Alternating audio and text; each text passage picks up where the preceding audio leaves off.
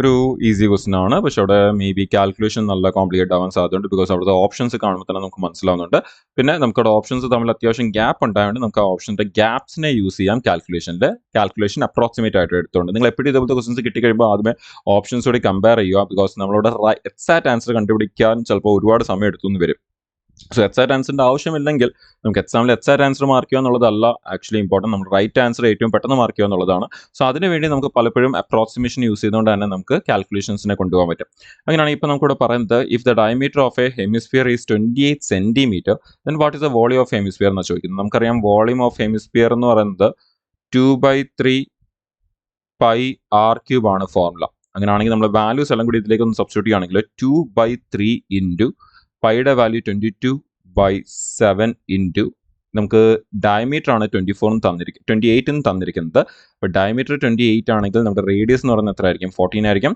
So 14 into 14 into 14 നമ്മുടെ R cube ആണ്. So 14 into 14 into 14. ഇനി നമുക്കിതൊന്ന് സോൾവ് ചെയ്യാം. സോ 7ഉം 14ഉം ക്യാൻസൽ ചെയ്ത് നമുക്കിവിടെ 2 എന്ന് വരും. നമുക്കിവിടെ 3നെ ക്യാൻസൽ ചെയ്യാൻ ഒരു വാല്യൂസും ഇല്ല. സോ അങ്ങനെയാണെങ്കിൽ നമുക്ക് ബാക്കിയുള്ള എല്ലാം കൂടി ഒന്ന് കമ്പൈൻ ചെയ്യുകയാണെങ്കിൽ ഇവിടുന്ന് 2ഉം 2ഉം കൂടി 4 എന്നാകും. 22 ഉണ്ട്. അത് കൂടാതെ നമുക്ക് എന്തുണ്ട്? 14 ഇൻറ്റു 14 ഇൻറ്റു 14 14ൻ്റെ സ്ക്വയർ 196 നമുക്ക് അവിടെ വരുന്നുണ്ട്.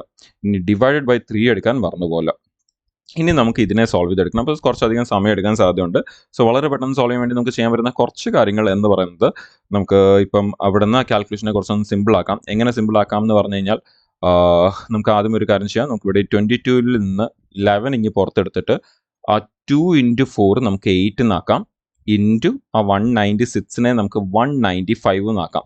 എന്തിനാണ് 195 എന്നാക്കിയത്? അല്ലെങ്കിൽ വേറൊരു വാല്യൂലേക്ക് കൊണ്ടുപോകുന്നതിന് പകരം 195 എടുത്തത് എന്തിനാ? സിമ്പിളാണ്. നമ്മുടെ 3യുടെ ഡിവിസിബിലിറ്റി എന്ന് പറയുന്നത് നമ്പേഴ്സിനെല്ലാം കൂടി പ്ലസ് ചെയ്യുമ്പോൾ 3യുടെ മൾട്ടിപ്പിൾ വരണം. നമുക്കിവിടെ നോക്കിക്കഴിഞ്ഞാൽ 196 3ൽ പോകുന്നില്ല. അല്ലെങ്കിൽ നമുക്ക് ഈ പറയുന്ന 196നെ തന്നെ ചൂസ് ചെയ്യണമെന്ന് ആവശ്യമില്ല. നമുക്ക് ഈ പറയുന്ന 22നെ 21 ആക്കാം. ഓക്കെ, പക്ഷെ അങ്ങനെ ചെയ്തുള്ള പ്രശ്നം നമ്മൾ ഇവിടെ ഈ ഒരു വാല്യൂ അതേപോലെ ചെറുതാക്കിയിട്ട് ഈ വാല്യൂ വലുതായിട്ട് തന്നെ വെച്ചാൽ നമുക്ക് സോൾവ് ചെയ്യാൻ പാടായിരിക്കും. പക്ഷേ നമ്മൾ ഈ വാല്യൂ വലിയ വാല്യൂ വേണ്ട അതിനെ ചെറുതാക്കി കഴിഞ്ഞാൽ സോൾവ് ചെയ്യാൻ കുറച്ചുകൂടി എളുപ്പമായിരിക്കും. അതുകൊണ്ടാണ് നമ്മൾ 196നെ തന്നെ ചൂസ് ചെയ്തത് ഡിവൈഡ് ചെയ്യാൻ വേണ്ടി. നമ്മൾ 22നെയും ചൂസ് ചെയ്യാമായിരുന്നു. പക്ഷേ 22നെ ചൂസ് ചെയ്ത് നമ്മൾ 21 എടുത്തുകൊണ്ട് നമ്മൾ സോൾവ് ചെയ്യുകയാണെങ്കിൽ നമുക്ക് അതിനുശേഷം നമുക്ക് ഈ വലിയ നമ്പറിനെ മൾട്ടിപ്ലൈ ചെയ്യുമ്പോൾ വലിയ വേരിയേഷൻ വരാൻ സാധ്യതയുണ്ട്. പക്ഷേ ഇവിടെ ഇപ്പോൾ ഈ വലിയ നമ്പറിനെ നമ്മൾ ഡിവൈഡ് ചെയ്യുമ്പോൾ നമ്മളവിടെ വളരെ ചെറുതായിട്ട് റൗണ്ട് ചെയ്യുന്നുള്ളൂ. നിങ്ങൾക്കറിയാം 196നെയാണ് നമ്മൾ എന്തെന്നാക്കിയത്?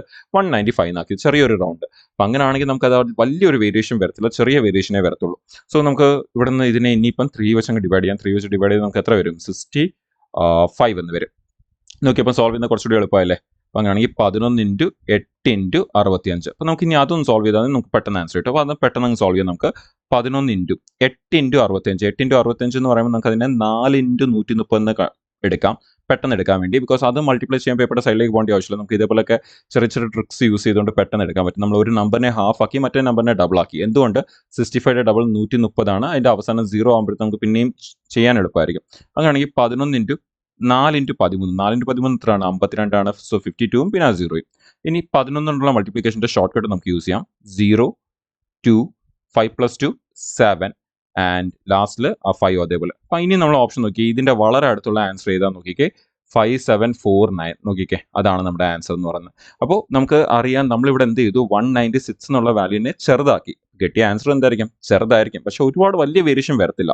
എന്തുകൊണ്ട്? നമ്മൾ ഈ നമ്പറിനെയാണ് മാറ്റിയത്. നമ്മൾ 22നെ മാറ്റുന്നെങ്കിൽ കുറച്ചുകൂടി ഒരു വേരിയേഷൻ വന്നേനെ. പക്ഷേ ഇവിടെ ഇപ്പോൾ നമ്മൾ വലിയ നമ്പറിനെ മാറ്റിക്കൊണ്ട് നമുക്ക് ചെയ്യാനും എളുപ്പമായി, നമുക്ക് സോൾവ് ചെയ്യാനും എളുപ്പം. ആൻസർ സോൾവ് ചെയ്യാൻ കുറച്ചുകൂടി ഈസി ആയിരുന്നു. അതിൽ അവസാനം ആൻസറും വളരെ അടുത്ത് തന്നെ കിട്ടി, ഒരുപാട് ഗ്യാപ്പ് വരാതെ.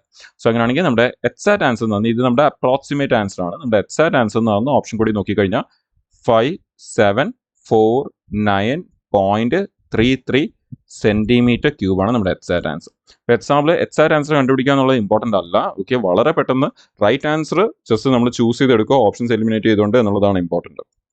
സോ എക്സാംസിൽ എപ്പോഴും ഈ ഒരു ഐഡിയ യൂസ് ചെയ്യുക. പക്ഷേ ഈ ഐഡിയ യൂസ് ചെയ്യുന്നതിന് മുമ്പ് ക്വസ്റ്റ്യൻ നോക്കുന്നതിൻ്റെ കൂടെ തന്നെ ഓപ്ഷൻസും നോക്കുക, ഓപ്ഷൻസ് മനസ്സിലാക്കുക, ഓപ്ഷനിൽ ഗ്യാപ്പ് ഉണ്ടോ എന്നുള്ളത് നോക്കുക, ഓപ്ഷൻസ് റഫ് ആണോ എന്നുള്ളത് ചെക്ക് ചെയ്യുക. ഇങ്ങനെയുള്ള കാര്യങ്ങൾ പെട്ടെന്ന് തന്നെ നമ്മളൊന്ന് ചെക്ക് ചെയ്തിട്ട് മാത്രമേ മുമ്പിലേക്ക് പോകാവൂ.